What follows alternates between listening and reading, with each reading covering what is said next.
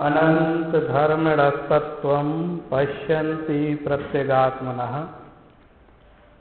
अनेकांतमयी मूर्ति नित्यमेव प्रकाशिताम्।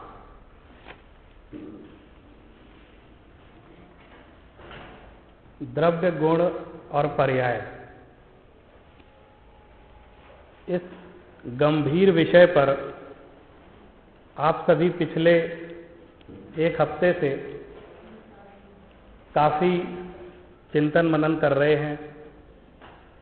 आप सभी ने आदरणीय अशोक जी के माध्यम से क्रम से द्रव्य गुण और पर्याय का लक्षण, उसकी परिभाषाएं, उसके भेद प्रभेद, ये सब आपने जान ही लिए हैं। आपने कम समय में अपनी बात कहने को कहा है और मैं प्रयास करूंगा कि संक्षेप में आपको कुछ इशारे कर सकूं, क्योंकि बहुत लंबी बात तो नहीं हो पाएगी। और कहा जाता है कि यदि गुरोस्तु मौनम व्याख्यानम, आपने कम समय में बोलने के लिए कहा और कहते हैं कि मुनिराज तो मौन होकर भी प्रवचन देते हैं। उनके मौन, जो उनकी प्रवृत्ति है, शांत प्रवृत्ति, उनको देखकर ही लोग प्रवचन ग्रहण कर लिया करते हैं। हमें तो फिर भी कम से कम आधे घंटे का समय आपने दिया है।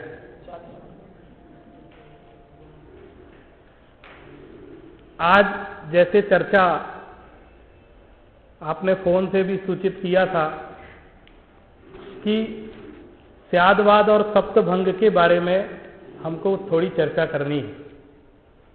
कभी कभी निमित्त ऐसे बन जाते हैं, मैं जो बात आपके सामने कहने जा रहा हूं उसके लिए भी स्यादवाद सप्तभंग जानना बहुत जरूरी है। मुझे ये थोड़ी असुविधा हो रही थी कि मैं जिस विषय पर अपनी बात कहने जा रहा हूं, ऐसा ना हो कि कहीं स्यादवाद सप्तभंग के विषय स्थिर न होने से या फिर उसको नहीं समझ में आने से वो बात भी समझ में ना आए, क्योंकि उसका उससे रिलेशन है। जैन दर्शन का महत्वपूर्ण सिद्धांत है अनेकांतवाद। अनेकांत का जो सीधा सीधा अर्थ है वह है एक ही वस्तु में वस्तुपने को निप जाने वाली परस्पर दो विरुद्ध शक्तियों का एक साथ प्रकाशित होना, यह अनेकांत कहलाता है। और थोड़ा सा सरल भाषा में समझें तो एक ही वस्तु में अनंत धर्मों का होना, यह अनेकांत कहलाता है। अनेके अंत यश अनेकांत। एक वस्तु में अनंत धर्म है, सारे धर्म है ऐसा नहीं कह रहे हैं, अनंत धर्म है। आप उन धर्मों को सीमा में नहीं बांध सकते, लेकिन वो जो अनंत धर्म है उन धर्मों में परस्पर विरोधी धर्म भी हैं। जैसे वस्तु में, द्रव्य में नित्यता है तो अनित्यता भी है, सत है तो असत भी है। जो विरोधी धर्म है, विधि और प्रतिषेध, वो दोनों विरोधी धर्म एक साथ एक ही वस्तु में रहते हैं। ये जैन दर्शन की विशेषता है कि उसने वस्तु में इस अनंत धर्म को देखा। वस्तु का जैसा स्वरूप था केवली के ज्ञान में वैसा आया और उन्होंने वैसे ही बताया। अब जब केवली भगवान के ज्ञान में वस्तु का स्वरूप आ गया, और कैसा आया कि वस्तु अनंत धर्मात्मक है।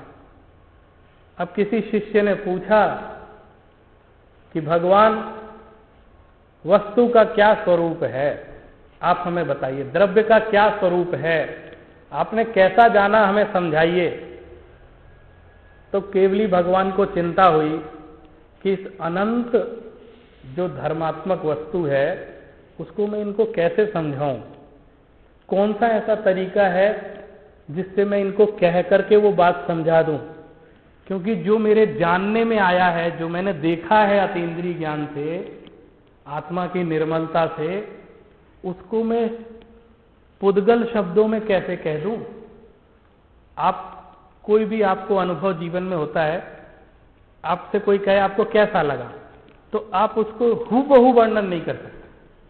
आपको बहुत कह कह के भी शब्द, क्योंकि शब्दों में इतनी सामर्थ्य नहीं है कि आपके अनुभव को हूबहू वर्णन कर दे। जो आत्मा का अनुभव है उसका वर्णन करना तो और भी कठिन है, इसलिए उसको वर्णनातीत कहा जाता है, शब्दातीत कहा जाता है। लेकिन फिर भी हमको वस्तु का स्वरूप समझना है।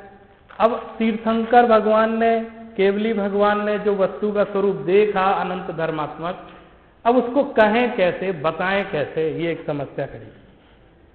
तो इसी समस्या के समाधान के लिए कहते हैं ना, आवश्यकता आविष्कार की जननी है। वो आवश्यकता पड़ी कि हमें सब तक वो वस्तु का स्वरूप समझाना है। समझाएंगे तो हम बिना कहे तो समझा नहीं सकते, हमारे पास एक ही तरीका है समझाने का, हम वाणी से समझाएंगे। तो वो जो अनेकांत स्वरूपी द्रव्य है या वस्तु है, उसको कहने का तरीका था स्यादवाद। कहने का तरीका है अनेक। स्यादवाद वस्तु का स्वभाव नहीं है, वाणी का स्वभाव। जो द्रव्य का स्वरूप है वो अनंत धर्मात्मक, उसका अनेकांत लक्षण है। लेकिन उस अनेकांत को जब कहने जाएंगे तो जो कहने की जो मेथोडोलॉजी है, जो प्रविधि है, वो स्यादवाद है। उसको व्यक्त करने का तरीका, उसको कहते हैं स्यादवाद। स्यादवाद में दो शब्द हैं, एक स्यात् धनवाद, स्यात्वाद। स्यात् का अर्थ होता है कथनचित और वाद का अर्थ होता है कथन। कथनचित कथन, कथनचित का अर्थ होता है किसी अपेक्षा से कथन। कथनचित का अर्थ है किसी अपेक्षा से। जब किसी अपेक्षा से कोई बात कही जाएगी तो उसको हम स्यादवाद बोलेंगे। जब तक आप अपेक्षा नहीं लगाएंगे तब तक नहीं हम समझ सकते। मैं घर पे जब अपनी धर्म पत्नी को बुलाना होता है तो अपने बच्चे से कहता हूं जाओ मम्मी को बुला लाओ। तो बच्चा भी इस अपेक्षा को समझता है, हम उसको व्यक्त नहीं करते हैं। वो दादी को बुला के नहीं लाता है, वो अपनी माँ को बुला कर। मैं ये नहीं कहता हूं उससे कि तुम अपनी, तुम्हारी अपेक्षा से जो मम्मी है उसको बुला के लाओ, इतना बोलने की जरूरत नहीं। ये अभिप्राय में ये बात अंदर बच्चे के भी है कि ये मेरी मम्मी को ही बुलाने को कह रहे हैं। कथन तो इतना ही हुआ था कि जाओ मम्मी को बुला लाओ, इतना ही हुआ था, लेकिन उसने अपेक्षा समझ ली। इसको बोलते हैं किसी अपेक्षा से। मम्मी को बुलाना माने बच्चे की अपेक्षा से, इसी का नाम स्यादवाद। अब हुआ साहब स्यादवाद बता दिया आपने, अनेकांत बता दिया, लेकिन ये जो स्यादवाद है ये तो वाद है, कथन है। इसका कोई तरीका है क्या? जब द्रव्य को समझाना है, द्रव्य का स्वरूप समझाना है, द्रव्य गुण पर्याय को समझना है, तो इसका भी कोई तरीका है क्या, कोई सिस्टम है? तो आचार्यों ने एक नई खोज की, तीर्थंकरों ने, वो है सप्तभंग। एक क्रम है, पहले अनेकांत और फिर स्यादवाद। अनेकांत को कहने का तरीका है स्यादवाद। फिर स्यादवाद क्या है? स्यादवाद किसको कहते हैं? तो सप्तभंग के माध्यम से स्यादवाद होता है। अब आइए हम सप्तभंग पर आते हैं। मैं कोई बहुत गहरी परिभाषाओं में नहीं जा रहा हूं, मैं बस इतना चाहता हूं कि हमको वो बोध हो जाए इन सिद्धांतों का हमारे जीवन में, या फिर हम जब जैन दर्शन का अध्ययन करते हैं तो उसका क्या महत्व है। अब सप्तभंग पर आते हैं। स्यादवाद का तो अर्थ ये हो गया था कि किसी वस्तु को कैसे कहा जाए। स्यादवाद है वाणी, अनेकांत है वस्तु। इन दोनों में वाच्यवाचक संबंध है। वाच्य माने जिसको कहा जा रहा है, वाचक माने जो कह रहा है। तो अनेकांत है वाच्य और स्यादवाद है वाचक। अब इसको कहना कैसे है, कौन सा तरीका है? तो वो तरीका थोड़ा महत्वपूर्ण है और थोड़ा सा हमें अपने चित्त को एकाग्र करके समझने लगे। ऐसे हम हमेशा बोल देते हैं स्यादवाद सप्तभंगी, स्यादवाद सप्तभंगी, सप्तभंगी स्यात् अस्ति नास्ति, स्यात् अस्ति नास्ति उसमें होता है, लेकिन उसकी थोड़ी गहराई को समझें। ये यहाँ पे किसी का मोबाइल रखा है, आप थोड़ी सी भाषा समझना शास्त्र की। इस मोबाइल का वर्णन करना है मुझे। एक तो ये तरीका है कि ये मोबाइल यहाँ पर है, टेबल पर मोबाइल है, एक तो ये वाक्य हो गया। लेकिन जो हमारे नैयायिक होते हैं, आपने जैन न्याय भी देखा है, न्याय शास्त्र पढ़ते हैं, जो नैयायिक होते हैं वो सीधे सीधे बात नहीं करेंगे आप, वो ये कहेंगे इस टेबल पर मोबाइल का अभाव नहीं है। बात तो इतनी सी थी कि टेबल पर मोबाइल है, लेकिन उनकी जो लैंग्वेज है वो ये कहेंगे इस टेबल पर मोबाइल का अभाव नहीं है। अर्थ क्या हुआ, जहां दो ना लग जाएं, दो निगेटिव तत्व आ जाएं, वहां पॉजिटिव हो जाता है। ना ना मतलब फिर हाँ, तो अभाव नहीं है मतलब इसका सद्भाव है। उसका अर्थ यह है कि यहां पर उसका सद्भाव है। तो ऐसा कहने की जरूरत क्या थी, जब सीधे सीधे बात बन रही थी कि टेबल पर मोबाइल है। नहीं, इसके पीछे कुछ गहराई है। वाणी को कितना सिस्टमेटिक हम कर सकते हैं। स्यादवाद सप्तभंग का एकमात्र उद्देश्य है कि जो वस्तु का स्वरूप है, द्रव्य का सच्चा स्वरूप है, उसको कितना अधिक से अधिक एक्यूरेट हम कह सकते हैं, कोशिश है उसकी। उसके बाद भी कह नहीं पाते हैं, लेकिन कोशिश है। जैसे हमने आपसे कहा इस मुट्ठी में रेत भर ली, बोले रेत कितनी है, तो उन्होंने कहा मुष्टि प्रमाण है। तो मुष्टि प्रमाण का क्या मतलब होता है, मुट्ठी में जितनी है उतनी है, अब एक एक कण गिन के थोड़ी बताया जाएगा। तो वो जो मुष्टि प्रमाण शब्द बोला, ये हमने अपने समझने के लिए एक पद्धति ईजाद की है। इसी तरह वस्तु के अनंत धर्म को समझने और समझाने के लिए स्यादवाद एक मेथोडोलॉजी के रूप में, एक पद्धति के रूप में उसको एक स्वीकार किया गया, एक नया तरीका बनाया गया। अब देखिए, स्यादवाद में सप्तभंग होते हैं। आचार्य कुंद कुंद ने एक गाथा में लिखा है, दब्बम खु सप्तभंगम आदेश वसेण संभवति। उस गाथा में शुरू में है सिय अत्थि णत्थि उहय अव्वत तब्बम पणोय तत्तिदयम। सिय अत्थि माने स्यातस्ति, णत्थि माने स्यात नास्ति, उहय उहय माने उभय, उभय माने दोनों, स्यात अस्ति नास्ति च।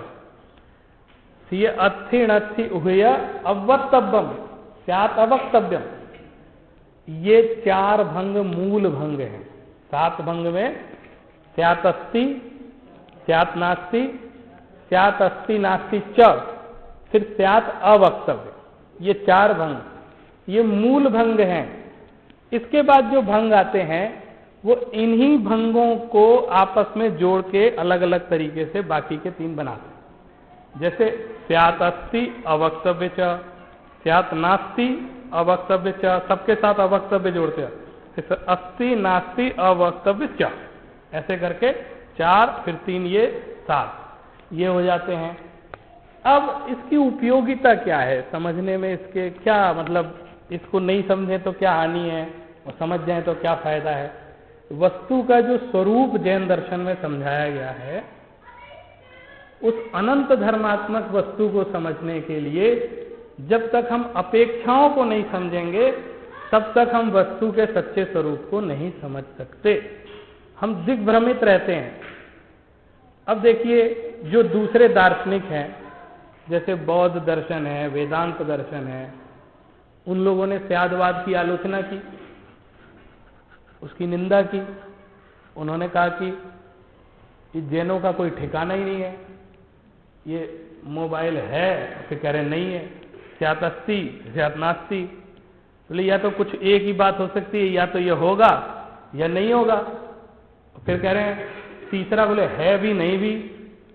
तो बोले ये तो संशयवाद है, कुछ संशय जैसी स्थिति, इनको क्लियर नहीं रहती है वस्तु स्वरूप, ऐसा वो लोग आरोप लगाते हैं। लेकिन यदि गहराई से उसको देखें तो कितना सरल और कितना सिस्टमेटिक वस्तु तत्व को समझाने का तरीका है। मैं समझता हूं यदि मैंने इस 15-20 मिनट में आपको ये बात स्पष्ट कर दी और आपके अंदर रुचि लग गई, तो अगले दिन से आप इस विषय में गहराई में जाने की कोशिश करने लगे। अब देखिए, इसी मोबाइल पर चलते हैं अपनी बात। स्यात मोबाइल अस्ति, स्यात का अर्थ क्या था, कथनचित। कथनचित माने किसी अपेक्षा। इसके बारे में मैं कुछ कहना चाहता हूं। तो पहला वाक्य है मेरा, स्यात् मोबाइल अस्ति। शास्त्रों में आता है स्यात् घटो अस्ति, घड़े का उदाहरण देते थे।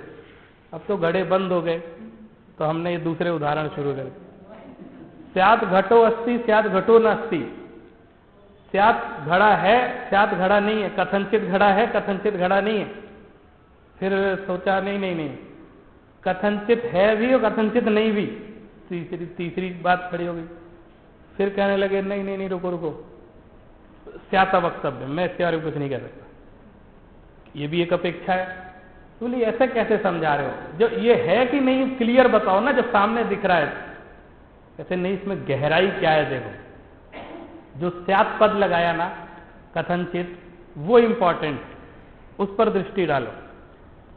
स्यात् अस्ति माने ये स्वद्रव्य क्षेत्र काल भाव की अपेक्षा यहां है। अस्ति नाम का एक गुण है इसमें, ये है, अस्तित्व गुण है ना इसमें, आपने सामान्य गुण में पढ़ा होगा। इसमें एक अस्तित्व गुण है, अस्ति, सत, इसकी सत्ता यहां पे है, इस जगह पे है। तो ये कहां है? तो स्वद्रव्य क्षेत्र काल भाव, अपने इस क्षेत्र में, अपने इसका एक जो टाइम है उसमें, भाव में, अपने स्वरूप में, ये यहां पर है। स्वद्रव्य क्षेत्र काल भाव की अपेक्षा है। यही कथन इसी को समझाने के लिए कि ये यहां है, मुझे ये कहना बहुत जरूरी है कि ये आपके पास नहीं है। ये सेम चीज, यही वाला द्रव्य, ये आपके पास नहीं है, इनके पास नहीं, उनके पास नहीं, उनके पास नहीं है। तो ये जब इसके में एक गुण है कि ये यहां है, ये इसका गुण है, तो इसके साथ साथ इसका ये भी गुण है कि आपके पास नहीं है। इसी के साथ ही बात निकल रही है ना। अगर मैं यहां पे इस मंच पर हूं, इसका मतलब मैं घर पे नहीं हूं। तो मेरा अस्तित्व गुण है, तो मेरे अंदर नास्तित्व गुण भी है। अच्छा ठीक है, अस्तित्व गुण है, नास्तित्व क्यों स्वीकार कर रहे हो? तो बोले अगर हम नास्तित्व गुण स्वीकार नहीं करेंगे तो मैं तो मायावी हो जाऊंगा, घर में भी हूं, यहां भी हूं, ऑफिस में भी हूं, सब जगह व्याप्त रहूंगा, मैं सर्वव्यापी हो जाऊंगा। ये संभव नहीं है, द्रव्य का स्वरूप ही नहीं घटित होगा। तो द्रव्य को यह सिद्ध करना है कि ये यहां है, इसके साथ साथ पैरेलल उसी समय ये बात भी सिद्ध करनी है कि ये वहां नहीं है। तो अस्ति का अर्थ यह है, स्यात् अस्ति का अर्थ है स्वद्रव्य क्षेत्र काल भाव की अपेक्षा से यहां है। ये स्वद्रव्य क्षेत्र काल भाव की अपेक्षा, इतना बोला ना, ये स्यात् में घुस गया। ये पूरा स्यात् माने किसी अपेक्षा। कौन सी अपेक्षा? स्वद्रव्य क्षेत्र काल भाव की अपेक्षा। फिर दूसरी बात, स्यात् नास्ति, तो स्यात् लगा के बोलना, अस्ति नास्ति नहीं बोलना आप किसी को। अस्ति नास्ति में तो फंस जाएंगे। स्यात् पद तो हमारे साथ पूछ की तरह लगा हुआ है, ये छूटता नहीं है। अगर ये हट गया तो सारा काम गड़बड़ हो जाए। हम बोले नहीं बोले तो भी स्यात् पद तो चलता ही है हमारे साथ। अब स्यात् नास्ति बोलेंगे तो इसमें कहां से आ गई है नास्ति? तो कह पर द्रव्य क्षेत्र काल भाव की अपेक्षा से स्यात् नास्ति, ये यहां है और आपके पास नहीं है, दोनों ही बात है। और तो कहते फिर नास्ति बोलने की जरूरत क्या थी? इसलिए बोलना जरूरी था, इसमें थोड़ा सा आप समय की अपेक्षा, आप समझ लो सुई थम गई है, सेकंड थम गया है, काल थम गया है, उसी काल की बात कर रहे हैं। जिस समय ये यहां है उसी समय ये वहां नहीं है, साइमल्टेनियसली, समानांतर ये व्यवस्था है। तो ये दोनों बातें ठीक हो गई। अगर इसके अंदर नास्तित्व धर्म नहीं हो तो बिल्कुल सेम यही वाला मोबाइल सबके पास हर जगह 24 घंटे होना चाहिए, नहीं है। तो वस्तु का स्वरूप ही तभी बनता है जब उसके अंदर अस्तित्व और नास्तित्व दोनों गुण हो, नहीं तो उसका स्वरूप बनेगा नहीं। इसके होने का गुण तो इसमें है, लेकिन इसके नहीं होने का गुण भी इसी में है। अच्छा, ये आपके पास नहीं है, ये आपकी विशेषता है कि इसकी विशेषता है? इसकी, ये आपके यहां नहीं है तो ये इसका गुण है। नहीं होने का गुण वो आपका नहीं है, वो इसका गुण है, क्योंकि ये वहां नहीं है। इसलिए स्यात् अस्ति स्यात् नास्ति। अब उन्होंने कहा साहब ठीक है, आपने बोल दिया था, अब तीसरा भंग काय के लिए बोला? अस्ति नास्ति च, च का अर्थ होता है और, अस्ति नास्ति च। कह रहे देखो, पहले तो मैंने अस्ति समझाया था, फिर मैंने आपको नास्ति समझाया, तो आपको ये लगता होगा कि पहले ये अस्ति था फिर ये नास्ति हो गया, ऐसा लगता होगा आपको। नहीं, एक साथ है ये। जिस समय अस्ति है उसी समय नास्ति है, इसलिए ये तीसरा भंग खड़ा हुआ।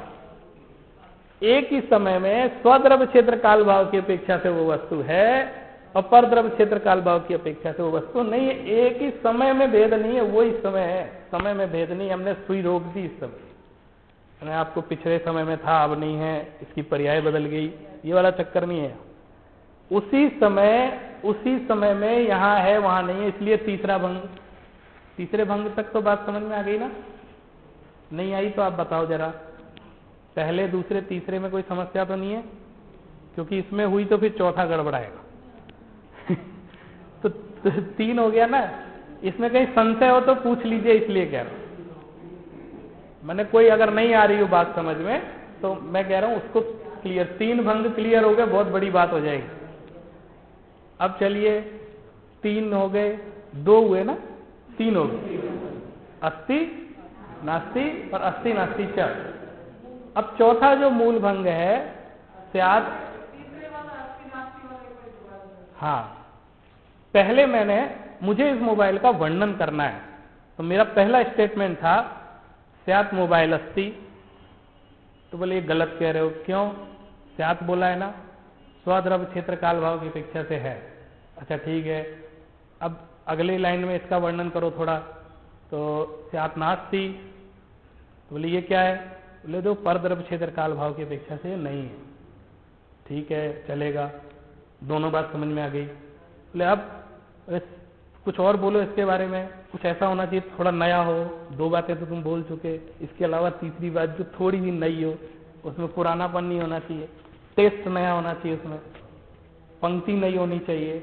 तो मैंने एक पंक्ति और बन सकती है। बोले क्या? स्यात् अस्ति नास्ति च, ये कैसे बनी? बोले उसी समय दोनों बातें घटित हो रही हैं। इसी समय में, जिस समय इसमें अस्तित्व गुण है उसी समय नास्तित्व गुण भी है। पैरेलल है, आगे पीछे नहीं है। अस्ति पहले बोला था, नास्ति बाद में बोला, तो उसमें लग रहा होगा कि कहीं ऐसा है इस क्षण में अस्ति, अगले क्षण में नास्ति, फिर अगले क्षण में अस्ति, फिर अगले क्षण में नास्ति, ऐसा कहीं कंफ्यूजन हो जाए।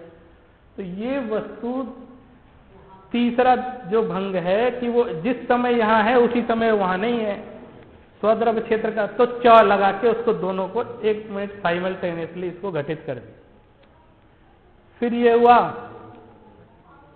कि अब चौथा भंग जो मूल भंग है वो स्यात् अवक्तव्य, कथनचित कहा नहीं जा सकता। अब कोई जो है, किसी शिष्य ने पूछा, अब 3 बात तो आपने बोल दी, लेकिन जब ये दोनों अस्तित्व नास्तित्व गुण, अस्ति नास्ति वाली बात एक साथ घटित हो रही है, तो क्रम से क्यों बोल रहे हो? जैसे मैं यहाँ 3 वक्ताओं को बुलाना चाहूँ, आदरणीय अशोक जी आइए, अनिल जी आइए, तो साहब इनको पहले क्यों बुलाया, हमें पहले क्यों नहीं बुलाया? नहीं, मैं दोनों को बुलाना चाह रहा हूँ। तो बोले दोनों का नाम एक साथ लो, तो अशोक जी अनिल जी। बोले नहीं, अशोक जी का पहले क्यों लिया, अनिल जी का बाद में क्यों लिया, दोनों को एक साथ। तो हमने कहा अनिल जी अशोक जी। अरे नहीं, वो दोनों को एक साथ बोलो। तो मतलब मैं चुप रहूंगा, बोलूंगा। तो एक साथ नहीं हो सकता, क्रम तो आएगा ना कहीं ना कहीं। अस्ति नास्ति कुछ तो होगा, लेकिन उसका अर्थ ये नहीं है कि वो क्रम से है, वो उसी समय है। तो एक वस्तु को अभिव्यक्त करने का एक ये भी भंग है कि कुछ कहा नहीं जा सकता, स्यात् अवक्तव्यम। वास्तविकता यह है कि जो वस्तु के जो अनंत धर्म हैं, द्रव्य के अनंत धर्म हैं, उसको एक साथ कहने की कोशिश करोगे तो वाणी मौन हो जाए। उसके अनंत धर्मों को वाणी से एक समय में एक साथ नहीं कहा जा सकता, इसलिए एक भंग बनाया, स्यात् अवक्तव्यम। फिर ये 4 भंग समझ में आ गए? 4 तो स्पष्ट है ना? तो ये 4 ही मूल हैं, बाकी के जो 3 हैं वो इनका कॉम्बिनेशन है। स्यात् अस्ति अवक्तव्यम, कि इस समय स्यात् अस्ति है, लेकिन उसी समय वो अवक्तव्य भी है। सब धर्मों, सारे धर्मों को कहना चाहोगे तो उसी समय सेम टाइम में उसको अवक्तव्य भी कहा जाएगा, क्योंकि अवक्तव्यता हटेगी नहीं उसकी। ये तुम कोशिश कर रहे हैं उसको समझाने की, वास्तविकता ये है कि उसके स्वरूप को हम शब्दों में अभिव्यक्त नहीं कर सकते। ये वाणी जो है उसकी सामर्थ्य बहुत कम होती है, हम तो वाणी में ही हमने इतनी इतनी पद्धतियां बना रखी हैं ताकि हम सत्य का जितना अधिक से अधिक हो सके एक्यूरेट प्रतिपादन कर सकें, एकदम परफेक्ट बात कह सकें। लेकिन फिर भी आप कहोगे 100% बोल दो, तो हम यही कहेंगे मौन रहना ही उचित है, क्योंकि वाणी में वो क्षमता नहीं है, उसकी सीमित उसकी मर्यादा है। तो अवक्तव्यम स्यात् अस्ति वक्तव्यम एक साथ हो रहा है, फिर स्यात् नास्ति अवक्तव्यम च, ये छठा भंग है। तो बोले उसी समय नास्तित्व गुण भी है और सारे धर्मों को कहने की कोशिश करोगे तो अवक्तव्य भी है। और फिर जो सातवां और अंतिम भंग है स्यात् अस्ति नास्ति अवक्तव्यम च, किसी अपेक्षा से ये है, किसी अपेक्षा से ये नहीं है, और सारा एक साथ बोलने की कोशिश करना चाहोगे तो उसी समय वो अवक्तव्य भी है। इसके बारे में हम कह नहीं सकते ये वर्णनातीत है, शब्दातीत है, ये भी इसका ही गुण है कि इसके बारे में नहीं, दूसरी चीजों के बारे में कह सकते हैं, इसके बारे में नहीं कह सकते, क्योंकि ये शब्दातीत है। वाणी के द्वारा इसके समस्त धर्मों को एक साथ अभिव्यक्त नहीं किया जा सकता। इसीलिए जब हम सत्य का प्रतिपादन करते हैं तो हम इस बात को हमेशा आपने पढ़ा होगा कि नयातीत अवस्था होती है। नय है ना, नय जानते हैं, निश्चय नय व्यवहार में। तो जो नय है वो विकल्पात्मक होता है, और जब निर्विकल्प अवस्था आएगी तो हम उन नय से भी परे चले जाते हैं। तो वो निश्चय व्यवहार का भी हमारा वो चक्कर नहीं रहता है, उससे भी परे अवस्था जब पहुंच जाते हैं सारे विकल्प समाप्त हो जाते हैं। तो नयातीत जो अवस्था होती है जिसको हम वर्णनातीत कहते हैं, स्यात् अवक्तव्य कहते हैं, वो जो वास्तव में वस्तु का महान स्वरूप है वो हम कोशिश कर रहे हैं इंद्रियों से समझने की, लेकिन वो अतीन्द्रिय ज्ञान का ही विषय है। अतीन्द्रिय ज्ञान में, अतीन्द्रिय केवल ज्ञानी भगवान में ही वो क्षमता है, उनके ज्ञान में, उस सर्वज्ञता में, कि वो सारे स्वरूप को एक साथ समझ लें। लेकिन उनको भी जब कहना पड़ता है ना, तब वो भी कहते हैं स्यात् अवक्तव्य। वो कहते हैं बोलेंगे तो हम इसी मुख से ही, जो भी शब्दों में ही कहा जाएगा, तब हमको ये कहना पड़ेगा स्यात् अवक्तव्य, क्योंकि वो जो सच्चाई है, वो जो वर्णनातीत अवस्था की बात है या स्वानुभूति की बात है, वो हम शब्दों में अभिव्यक्त नहीं कर सकते। इसलिए इस धर्म को भी स्वीकार करेंगे, स्यात् अवक्तव्य च। इस प्रकार ये 7 भंगों का जो मैंने अनेकांत, स्याद्वाद और सप्त भंग का यहाँ पे आपको संक्षेप में ये बात बताई। अब मैं जो मेरा विषय है उस पर आता हूँ। समय हो गया थोड़ा है ना?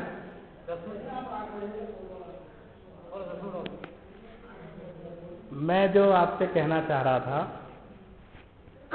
जिसके बारे में पिछले 1 हफ्ते से मैं सोच रहा हूं, मैं कुछ निमित्त उपादान की चर्चा आपसे करना चाह रहा हूं। निमित्त और उपादान, इसलिए मैं ये निमित्त उपादान की बात भी करना चाह रहा हूं कि एक बार स्वाध्याय के समय ही परम पूज्य आचार्य विद्यानंद जी मुनिराज ने एक बात कही, और वो बात मेरे हृदय में इतनी अधिक स्थापित हो गई, उसी समय से सोचना समझना शुरू किया, और मैंने एक इसी विषय पर एक लेख भी लिखा जो कि प्राकृत विद्या में भी प्रकाशित हुआ है।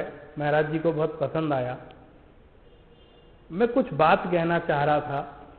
मैंने देखा है हमारी जैन समाज में, हमारे श्रावकों के बीच 2 तरह के लोग देखने में आ रहे हैं। एक निमित्त प्रिय लोग हैं, एक उपादान प्रिय लोग हैं। कुछ लोग ऐसे हैं जिन्हें निमित्त के गीत गाने में आनंद आता है, और कुछ लोग ऐसे हैं जो उपादान की महिमा गाने में उनको आनंद आता है। कोई कहता है निमित्त सब कुछ करता है, कोई कहता है निमित्त कुछ नहीं करता।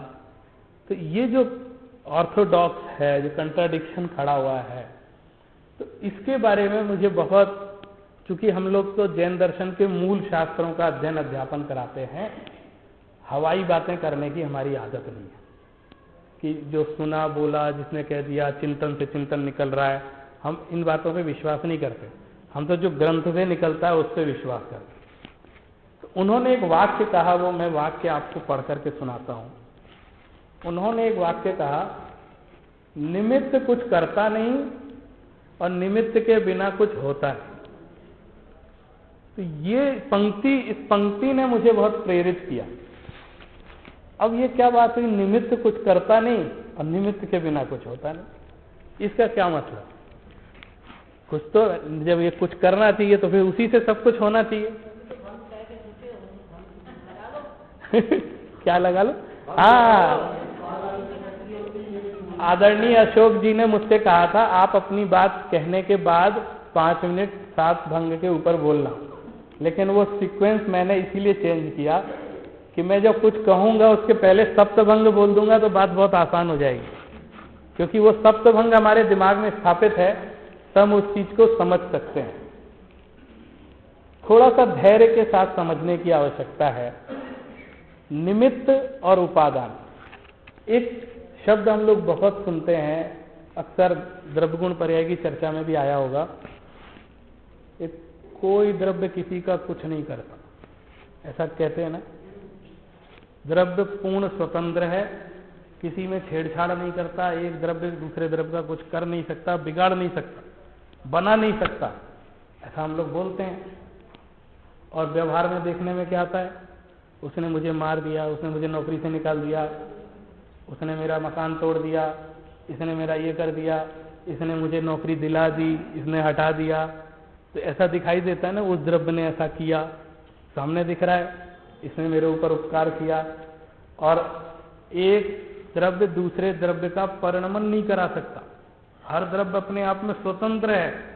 पढ़ते तो हम ये हैं और दिखता ये है कि देखो साक्षात परिणमन करा रहा है, वो जैसा चाह रहा है वैसा ही हो रहा है, वो जैसा सरकार चलाना चाहती है वैसे ही चलती है, जिसको हटाना चाहती है हटा देती है, जिसको लगाना चाहे लगा देती है। और आप कहते हो एक द्रव्य दूसरे द्रव्य का कुछ नहीं करता, तो ये क्या चक्कर है? तो ये सारा का सारा, ये जो भेद विज्ञान को समझे बिना ये बात समझ में आ नहीं सकती। द्रव्य पूर्णतः स्वतंत्र है और उसका जो भी परिणमन हो रहा है उसके गुण और पर्यायों का, वो उसमें ही होता है, दूसरे में नहीं होता है। ये बिल्कुल सत्य सिद्धांत है। लेकिन इसके बाद भी हर द्रव्य का आपस में निमित्त नैमित्तिक संबंध होता है, उस संबंध की बात है।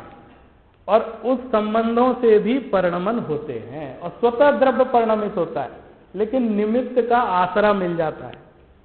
और जब निमित्त का आसरा मिल जाता है तो उस बेचारे निमित्त पे आरोप आ जाता है कि निमित्त ने ऐसा किया, निमित्त ने ऐसा कराया। क्योंकि जो हमारी भाषा होती है वो कर्तृत्व वाली भाषा होती है। ये भाषा का चक्कर है, स्याद बात को नहीं समझने के कारण ये होता है। ये सारा का सारा चक्कर भाषा का है। जैसे हम लोग मंदिर में भजन गाते हैं, भगवान के आगे मेरी नैया पार लगा दो और तुम ही तारणहार हो, तुम ही सब कुछ हो, ऐसे बोलते हैं ना। और आपने ही सब किया है, ऐसा बोलते हैं। और फिर बोलते हैं एक तरफ दूसरे तरफ का कुछ नहीं करता। ये क्या है? एक तरफ ऐसे गीत गाते हैं, फिर एक तरफ ऐसा बोलते हैं। बोले ये सारी की सारी बातें हैं कि एक द्रव्य दूसरे द्रव्य का करता है कि नहीं करता है, कि हमारी मान्यता तो यही है। लेकिन ये जो निमित्त बनते हैं हमारे, इन निमित्तों में कर्तृत्वपने का आरोप आता है, इसलिए भाषा में ये बात आ जाती है कि इसने ऐसा किया है। उस भाषा को आप छोटे छोटे रूप में देखो। मेरे घर कोई आया, आपका घर बड़ा अच्छा है, अरे आपका ही है, बोलते हैं ना, आपका ही है। ये कौन सी भाषा है? सब आपका ही दिया हुआ है, सब बोलते हैं। ये कौन सी भाषा है? कर्तृत्व की भाषा है। लेकिन मान्यता में ऐसा होता है क्या? मान्यता में तो सरासर भेद विज्ञान है कि रजिस्ट्री मेरे नाम पे है, इसके नाम पे। ये भेद विज्ञान पूरा सतत उसके मन में भी और हमारे मन में।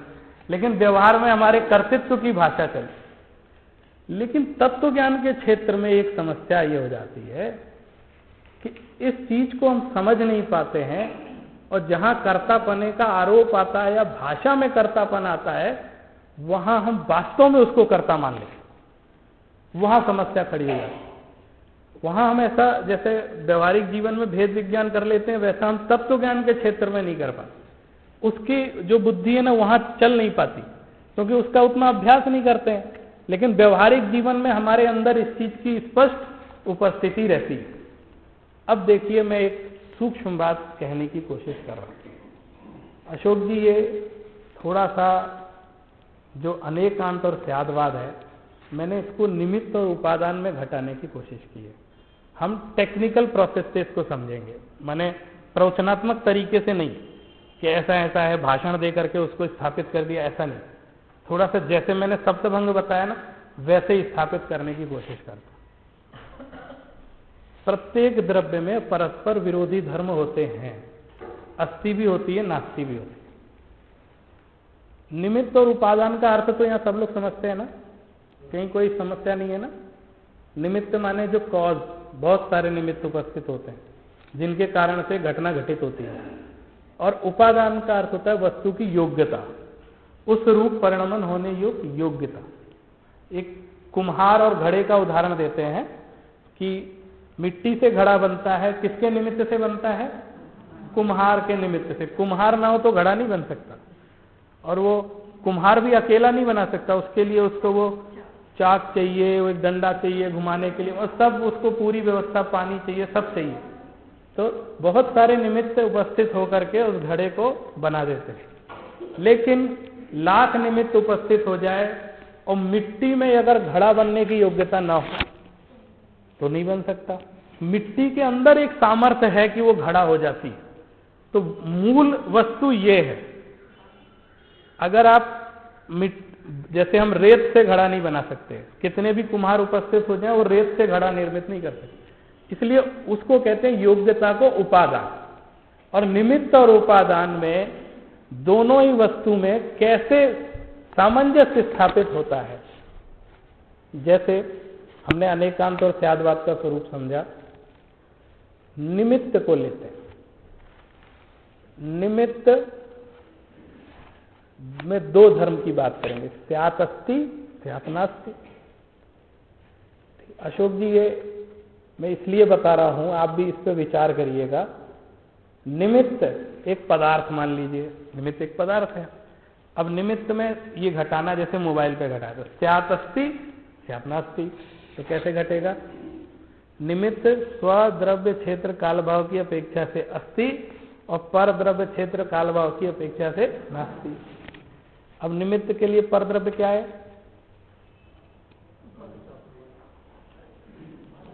उपादान।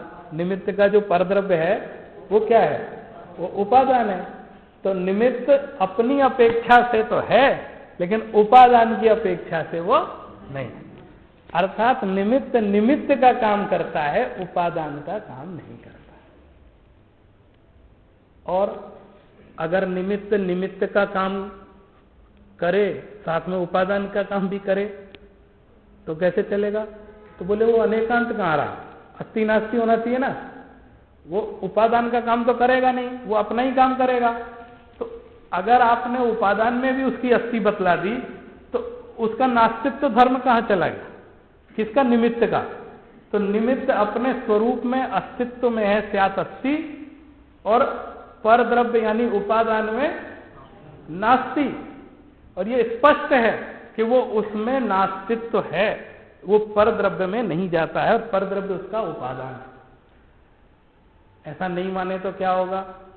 उपादान में भी घुस जाएगा वो, तो उपादान का काम भी करने लगेगा, तो इसका नास्तित्व धर्म नष्ट हो जाएगा, तो एकांतवाद हो गया। अनेकांतवाद कहाँ रहा?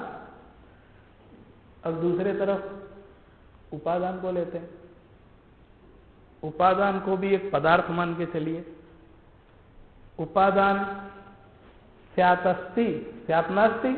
जब तक स्यात् अस्ति नास्ति नहीं करेंगे, अनेकांत घटित नहीं होगा, और अनेकांत घटित नहीं होगा तो वस्तु का स्वरूप नहीं बनेगा, वो भंग हो जाएगी वस्तु। तो उपादान का क्या है? स्वद्रव्य क्षेत्र कालभाव की अपेक्षा से वो है, और पर द्रव्य क्षेत्र कालभाव की अपेक्षा से नहीं है। इसका मतलब है निमित्त में पर द्रव्य उसका क्या है? उसका जो स्वरूप तो उपादान है, और पर रूप उसका क्या होगा? निमित्त है। तो वो उपादान अपने स्वद्रव्य क्षेत्र काल की भाव की अपेक्षा से है, और पर द्रव्य अर्थात निमित्त की अपेक्षा से वो नहीं है। माने उपादान का काम करता है, निमित्त का काम नहीं करता। तो निमित्त में उपादान कुछ नहीं कर सकता और उपादान में निमित्त कुछ नहीं कर सकता।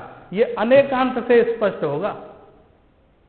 ये जो हम जबरदस्ती का व्यायाम करते हैं ना मस्तिष्क का, कि ऐसा नहीं है तो कैसे होगा कैसे होगा, आपने जो हमको आचार्यों ने जो पद्धति दी है उस पद्धति से आप उसको घटा के स्पष्ट कीजिए।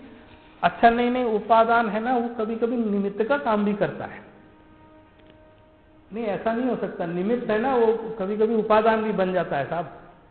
अरे अगर वो उपादान का काम करेगा तो एकांतवाद हो जाएगा, और ये अगर निमित्त का काम करने लग जाएगा तो एकांतवाद हो जाएगा। तो वस्तु स्वरूप ही घटित नहीं हो रहा, क्योंकि वस्तु स्वरूप अनेकांत को कहते हैं। जब तक अनेकांत घटित नहीं होगा वस्तु स्वरूप घटित नहीं होगा। अब देखिए इस पद्धति से जो हमने स्यादवाद की पद्धति शुरू की थी, जो हमारी पारंपरिक पद्धति है, इससे ये निश्चित हो गया कि निमित्त उपादान में कुछ नहीं करता और उपादान निमित्त में कुछ नहीं करता।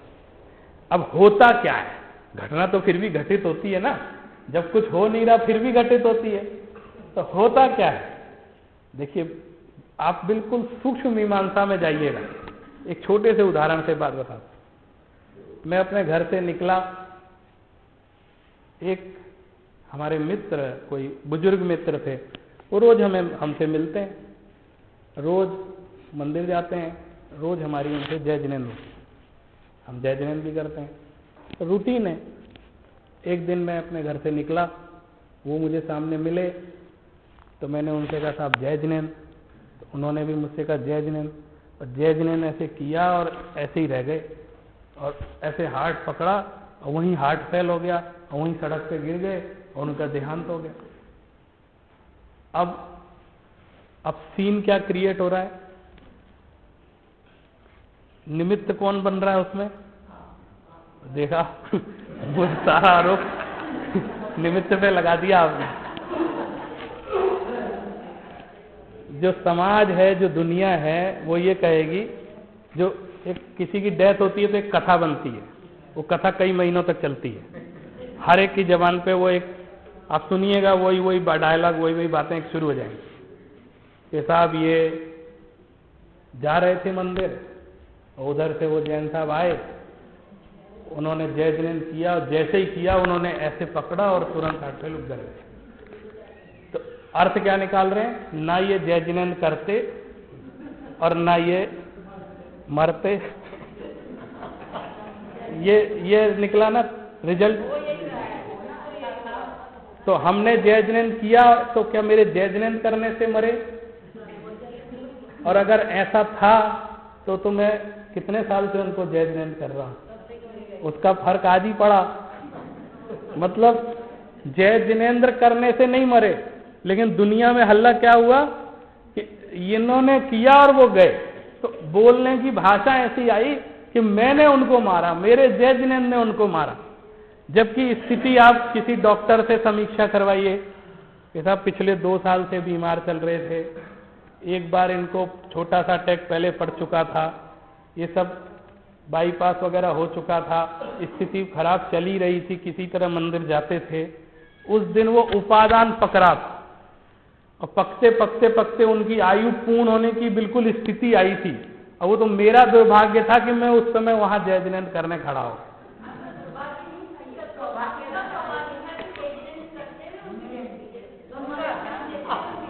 ये किसी और दिशा में बात ले जाए।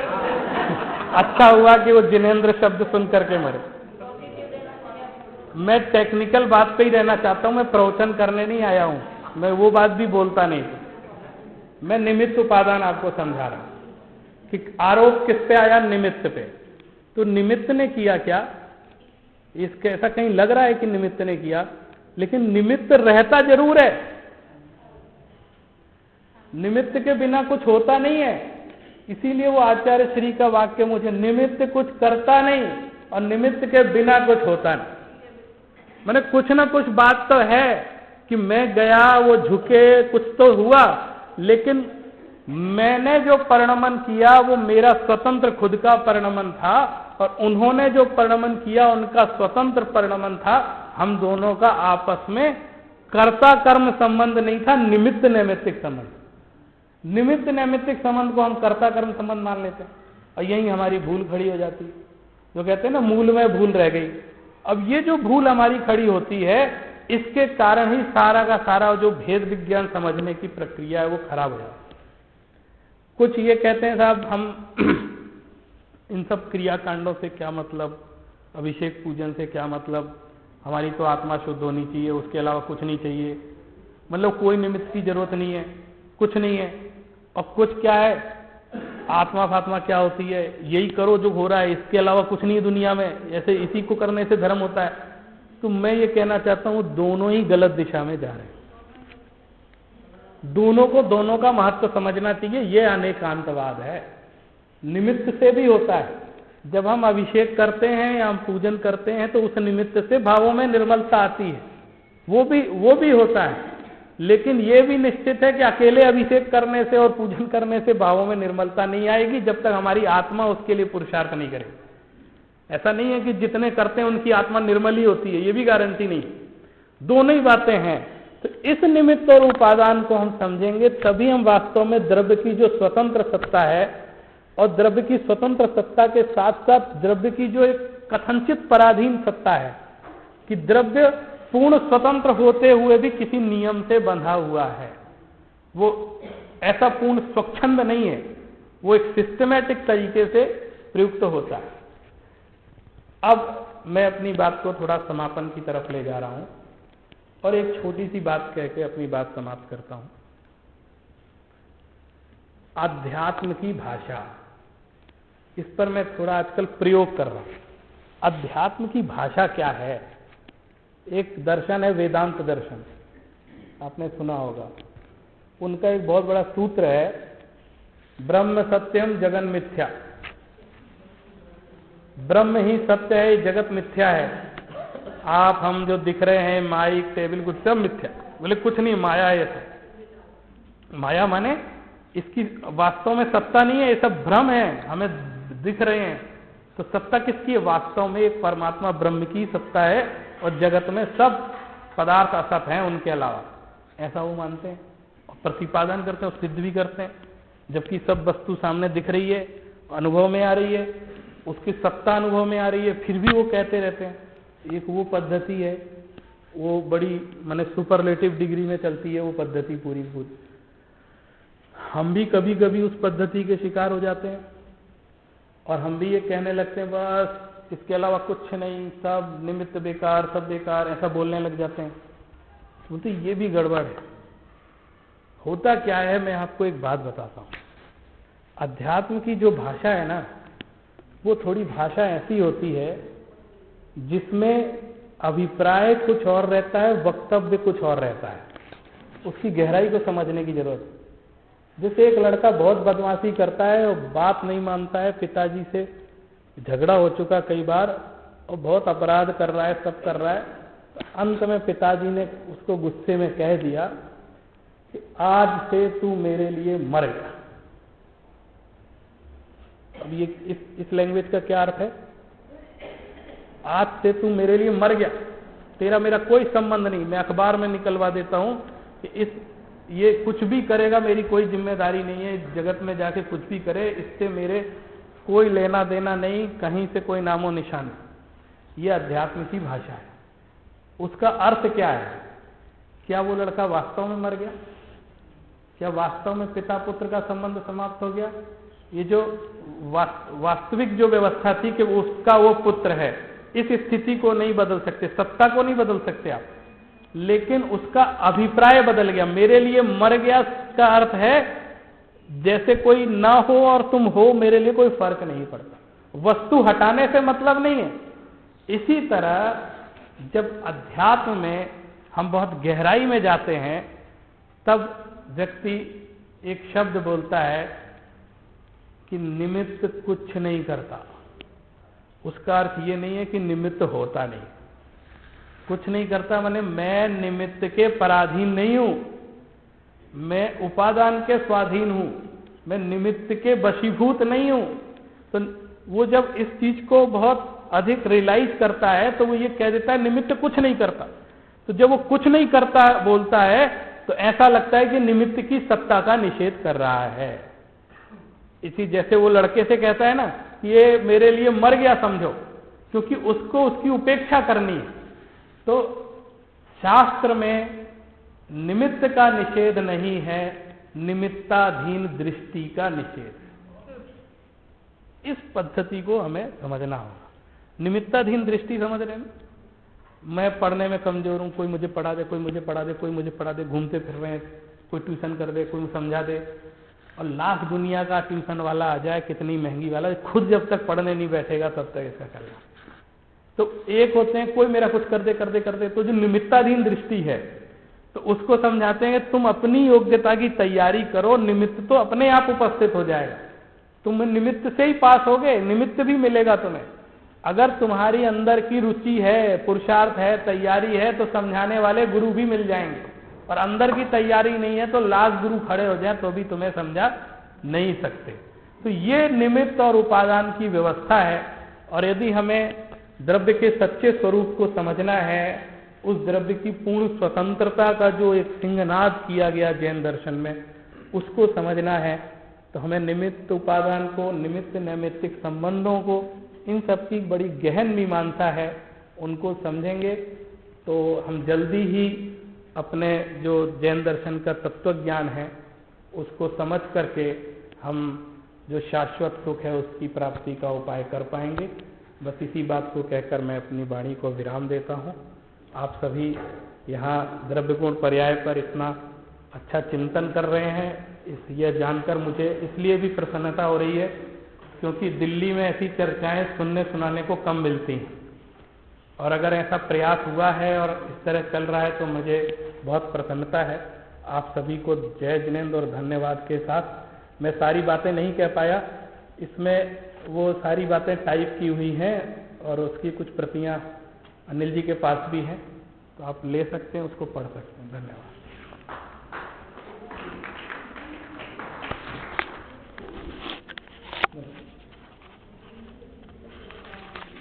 डॉक्टर अनिकांत जी का बहुत बहुत धन्यवाद, जिन्होंने शत्रुओं की जैसे विषय को बहुत सरल भाषा के माध्यम से हमारे सामने प्रस्तुत किया, और उपादान निमित्त का जो स्वरूप है वो भी हमें एकांत और ज्यादा पद्धति से उसको जाना